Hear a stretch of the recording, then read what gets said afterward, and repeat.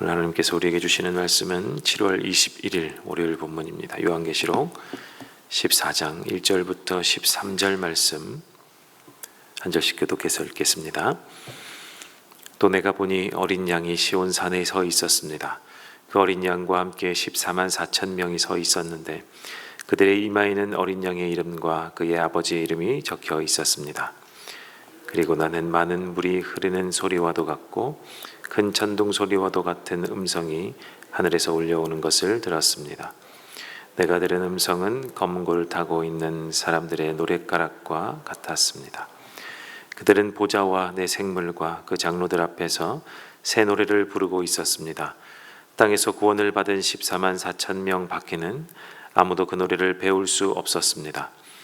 그들은 여자들과 더불어 몸을 더럽힌 일이 없는 정죄를 지킨 사람들입니다.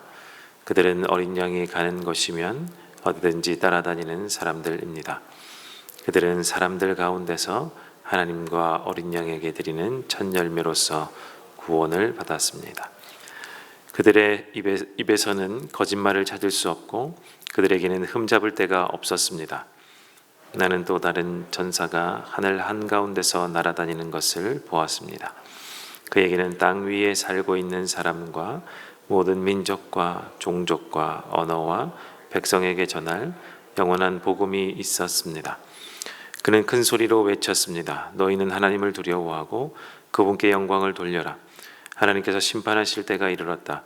하늘과 땅과 바다와 물의 근원을 만드신 분께 경배하여라. 또 두 번째 다른 천사가 뒤따라와서 말하였습니다. 무너졌다, 무너졌다. 큰 도시 바빌론이 무너졌다. 바빌론은 자기 음행으로 빚은 진노의 포도주를 모든 민족에게 마시게 한 도시다. 또 세 번째 다른 천사가 그들을 뒤따라와서 큰 소리로 말하였습니다. 그 짐승과 그 짐승 우상에게 절하고 이마나 손에 표를 받는 사람은 누구든지 하나님의 진노의 포도주를 마실 것이다. 그 포도주는 물을 섞어서 묽게 하지 않고 부어 넣을 것이다. 또 그런 자는 거룩한 천사들과 어린 양 앞에서 불과 유황으로 고통을 받을 것이다. 그들에게 고통을 주는 불과 유황의 연기가 그 구덩이에서 영원히 올라올 것이며 그 짐승과 짐승 우상에게 절하는 자들과 또 그 이름의 표를 받는 자는 누구든지 밤에도 낮에도 휴식을 얻지 못할 것이다. 하나님의 계명과 예수를 믿는 믿음을 지키는 성도들에게는 인내가 함께 있습니다. 나는 또 하늘에서 들려오는 음성을 들었습니다. 기록하여라. 이제부터 주님 안에서 죽는 사람들은 복이 있다. 그러자 성령께서 말씀하셨습니다. 그렇다 그들은 수고를 그치고 쉬게 될 것이다. 그들이 행한 일이 그들을 따라다니기 때문이다. 아멘.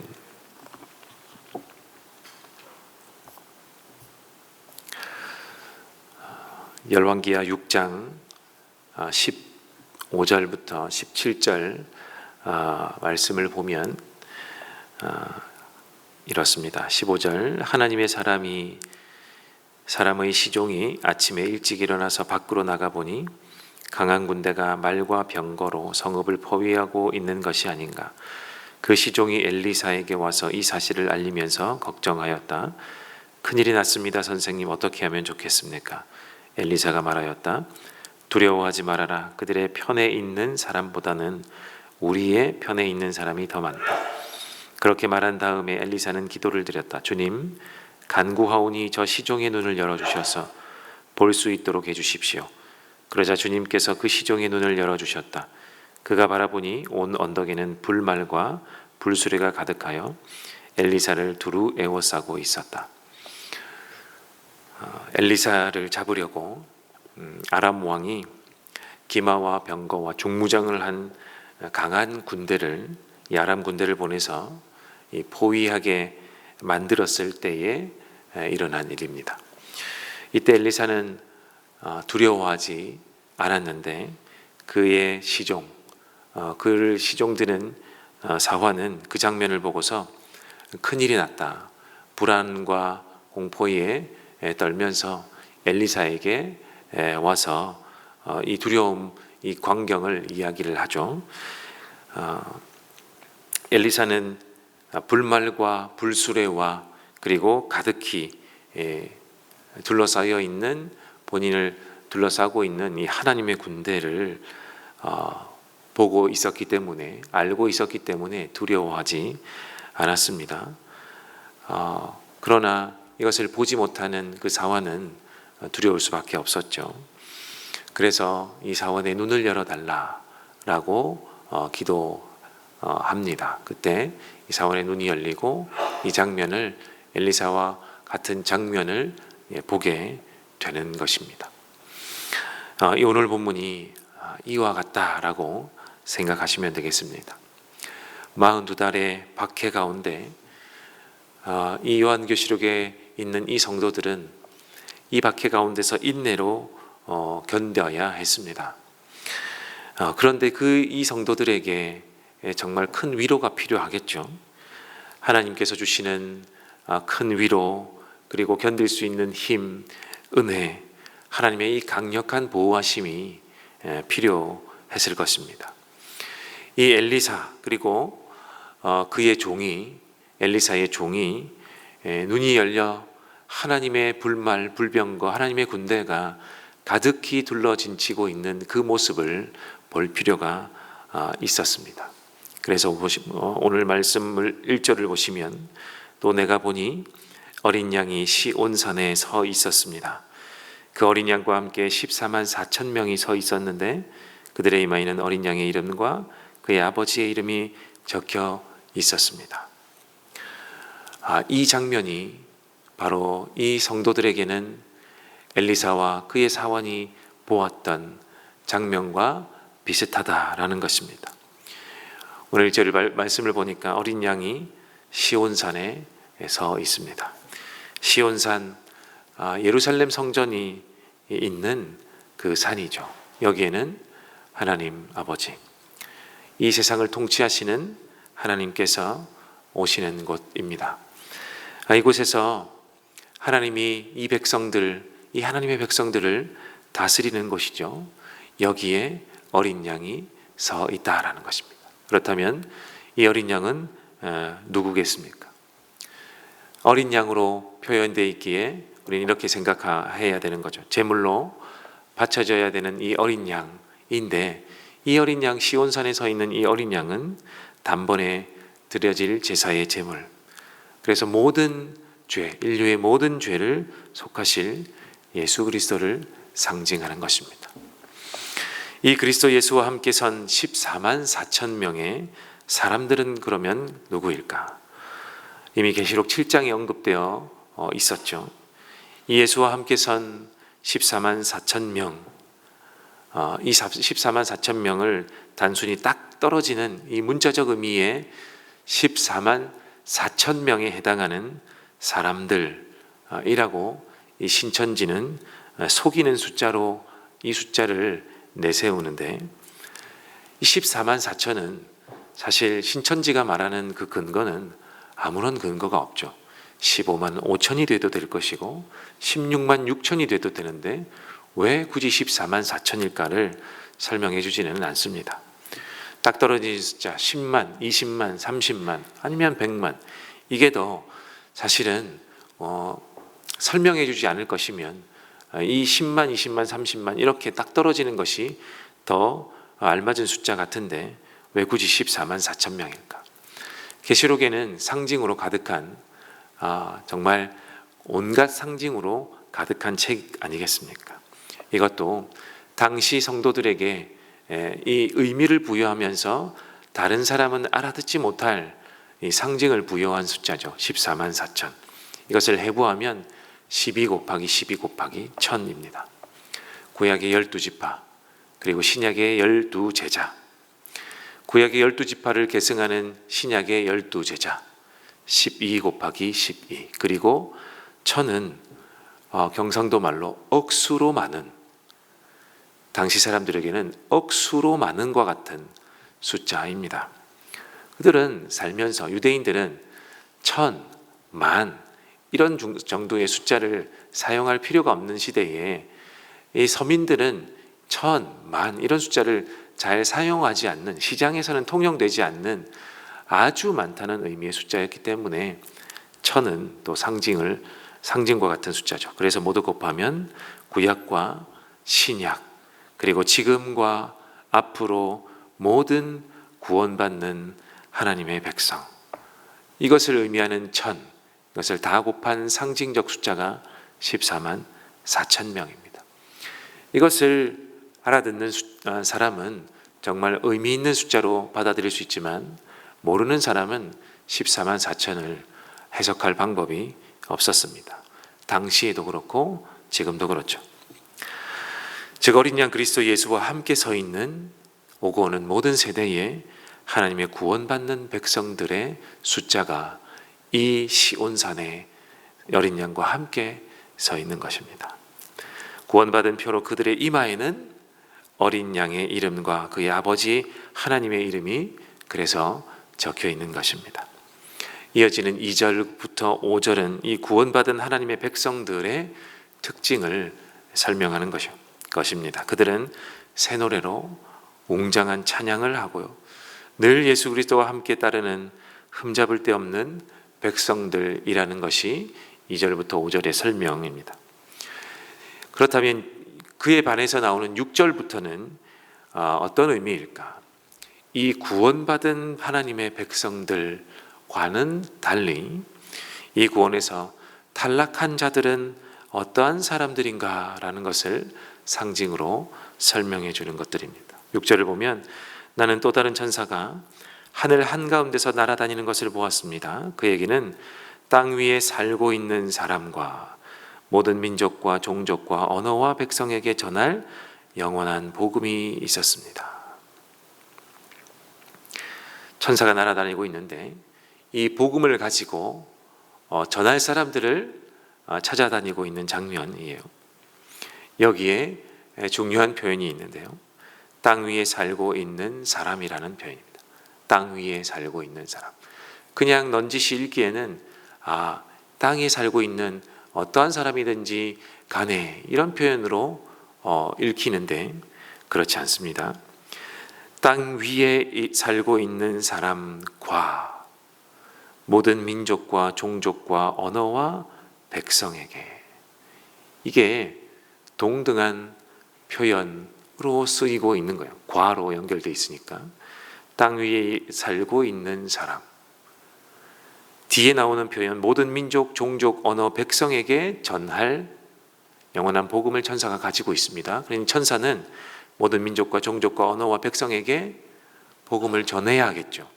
지금 이 모든 민족과 백성과 언어와 이 모든 종족들에게는 복음이 없기 때문에 전해야 할 대상 아니겠습니까? 동등한 표현, 땅 위에 살고 있는 사람과 이 땅 위에 살고 있는 사람은 동등하게 복음을 전해야 할 대상입니다. 이 표현은 예수 그리스도를 믿지 않는, 그리스도 예수를 메시아로 받아들이지 않았던 유대인을 표현하는 것입니다. 그들에게도 동일하게 이 땅끝에 살고 있는 모든 민족과 백성에게 전할 대상, 이 복음을 전할 대상과 동일하게 복음을 전해야 할 대상이기 때문에 그렇죠. 그래서 아직 그리스도를 예수라고, 메시아를 예수라고 인정하지 않고 거부하는, 오히려 박해하고 있는 유대인들, 그들도 복음을 받아야 할 대상이다 라는 수고입니다. 수고. 구약이 표현하는 수고, 계시록이 표현하는 수고입니다. 땅 위에 살고 있는 사람, 예수 그리스도를 모르는, 거부하는 유대인, 이런 말이라는 거죠. 또 8절을 보면 무너졌다, 무너졌다. 큰 도시 바벨론이 무너졌다. 바벨론은 자기 음행으로 빚은 진노의 포도주를 모든 민족에게 마시게 한 도시다. 여기서 바벨론은 구약의 소돔과 고모라와 같은 상징 도시죠. 멸망받게 되는 이 소돔과 고모라 같은 도시인데, 그런데 바벨론은 좀 규모가 소돔과 고모라와 달리 규모가 아주 큰 도시, 국가죠. 국가. 큰 국가 아닙니까? 그러니 여기에 있는 멸망받게 되는 대상은 그리스도를 믿지 않는 혹은 그리스도를 대적한 유대인, 그리고 그들과 결탁하여 도움을 주고 있는 대제국 로마, 큰 제국 로마를 가리킵니다. 이 로마와 함께 로마와 결탁하고 있는 앞에서 말씀드렸던 땅 위에 살고 있는 사람, 이 세력에 결탁한 것을 큰 의미이기 때문에 바빌론이라고 이야기하는 거죠. 또 9절에 이어서 나타나는 그 짐승과 그 짐승 우상에게 절하고 이마나 손에 표를 받는 사람은 누구든지 하나님의 진노의 포도주를 마실 것이다 라는 저주의 사람들, 이 저주의 사람들, 이 사람들은 이제는 핍박에 못 이겨서 나는 그리스도인이요 라고 했지만 이 핍박에 못 이겨서 안 되겠습니다, 나도 그리스도를 배척하는 유대인으로 다시 돌아가겠습니다. 유대인으로서 그리스도 예수를 받아들였지만, 이 복음을 받아들였지만 그냥 견디는 것보다, 이 핍박을 견디는 것보다 그냥 이전으로 돌아가는 게 낫겠다. 그래서 그리스도를 다시 핍박하는 자리로 돌아갔던 그 유대인들, 배교한 유대인들을 상징하는 것입니다. 성도 여러분, 이러한 시대에 인내하며 견디는 그리스도인들, 이렇게 배교하고 있고 그리고 오히려 믿지 않으면서 자기 동족 유대인들, 그리스도인 유대인들을 핍박하는 동족 유대인이 있고, 그 유대인들이 이 로마와 결탁해서 그리스도인들을 핍박하며 핍박하고 있는 시대를 살아야 하는 그때의 그리스도인들, 얼마나 힘든 때였겠습니까? 이들에게 곧 주님이 오실 것이라고 믿으라. 이 험악한 시절을 이겨내는 자들은 열왕기하 6장의 엘리사와 엘리사의 사환이 불말과 불병거로 둘러진 치면서 언제든 하나님의 진경명령을 기다리며 서 있는 대군을 볼 수 있는 그 은혜, 너희들이 견디는 것은 결코 헛된 것이 아니다. 보아라, 이렇게 많은 하나님의 백성들이 있지 않느냐. 그 가운데 서 계신 어린 양이신 예수 그리스도가 시온산에 서서 다가올 그 하나님의 나라를 노래하며 서 있는 것이 보이지 않느냐 라고 하는 이 큰 은혜가 필요했기 때문에 오늘 이 1절부터 5절 말씀이 이 장면을 보여주고 있는 것입니다. 그들 속에 내가 있고 함께 그 속에서 나도 찬양하면서 구속주이신 예수님을 높이고 있는 그 안에 있는 나도, 그 안에 포함되어 있는 나도 저기 있구나를 보는 그 은혜와 그 감격의 희열이 필요했기 때문에 오늘 이 말씀이 주어진 것입니다. 그런 은혜와 희열의 기쁨을 보여주시는 이 계시록의 말씀이 본문 1절부터 5절에 나오는 말씀이다라는 것입니다. 6절 이하의 말씀은 이 사람들과 너희는 다르다. 배교하고 있는 사람, 로마와 결탁해 있는 유대인, 오히려 너희를 핍박하고 있는 로마와 너희는 다르지 않느냐. 여기서 하나님의 백성들, 성도들은 은혜를 받았다는 것입니다. 성도 여러분, 우리 또한 이런 하나님의 은혜와 기쁨을 맛보아하는 주님의 성도들이 되어야 할 줄로 믿습니다. 그런데 우리의 눈이 열려서 매일 천군 천사들이 우리 집 앞에, 그리고 내가 가는 어디에나 있으면 좋겠다 라고 생각하십니까? 그래서 요즘 잘 보이지 않아서 걱정하고 계십니까? 혹시 내가 주를 믿을 그때에 딱 한 번 희열이 느껴질 것 같은데 더 이상 오늘은 그런 희열을 느낄 수가 없습니다. 고민입니다. 이런 고민을 가지고 계십니까? 성도 여러분, 어쩌면 우리는 이 계시록에 견디고 있는 이 그리스도인들보다 더 복받은, 더 은혜의 사람들입니다. 일 모릅니다. 왜냐하면 그때 그들은 이 단 한 번의 장면을 보는 것이지만 우리는 매일 이 성경을 통해서 수없이 많이 보고 있기 때문에 그렇습니다. 우리는 이 장면을 오늘도 볼 수 있고 내일도 볼 수 있고 펴서 들어 볼 수 있기 때문에 더 복받은 사람들이라는 말입니다. 우리는 그래서 늘 이런 체험을 바라며 살 것이 아니라 특별하게 우리를 위해서 주신 이 계시의 말씀에 힘입어서 은혜와 기쁨과 감사를 누리시는 지혜로운 주님의 성도들이 되어야 할 줄로 믿습니다. 오늘 지혜의 말씀이 오늘 한 주를 그리고 우리의 남은 생애를 살아가는데 중요한 말씀이 되기를 간절히 주님의 이름으로 소망합니다. 우리 함께 오늘 말씀을 가지고 먼저 기도하겠습니다. 첫 번째 기도의 제목은 하나님의 특별 계시인 성경을 통해서 오늘도 하나님이 예비하신 은혜와 감사와 감격이 있는 우리 모두가 되게 하여 주시옵소서. 첫 번째로 기도하시고 두 번째 다음 세대를 위해서 기도하는 월요일입니다. 우리의 자녀들을 다음 세대를 위해서 기도합시다. 우리의 자녀들이 하나님의 은혜가 어떠한 것인지를 아는 엘리사의 사원과 같은 자녀들이 되게 하여 주시옵소서. 기도해 주시고 우리 세 번째 단기 봉사와 여름 성경학교가 계속해서 진행되고 있습니다. 몽골에 가 있는 우리 청년들이 있는데 화요일 날 돌아옵니다. 그들을 위해서 기도해 주시고 목요일에는 우리 청소년 교회 우리 톡틴 키르기스스탄으로 출발하고요. 금요일은 제가 우리 8명, 저를 포함한 9명의 우리 성도들과 함께 튀르키예로 출발하게 됩니다. 단기 봉사와 또 남아있는 여름 성경학교를 위해서 하나님 은혜를 주시고 지켜보아 주시옵소서. 우리 함께 이들을 위해서 또한 기도해 주시면 감사하겠습니다. 그리고 여러분이 계속 가지고 오신 기도의 제목을 가지고 함께 기도하다가 돌아가도록 하겠습니다. 함께 기도하겠습니다.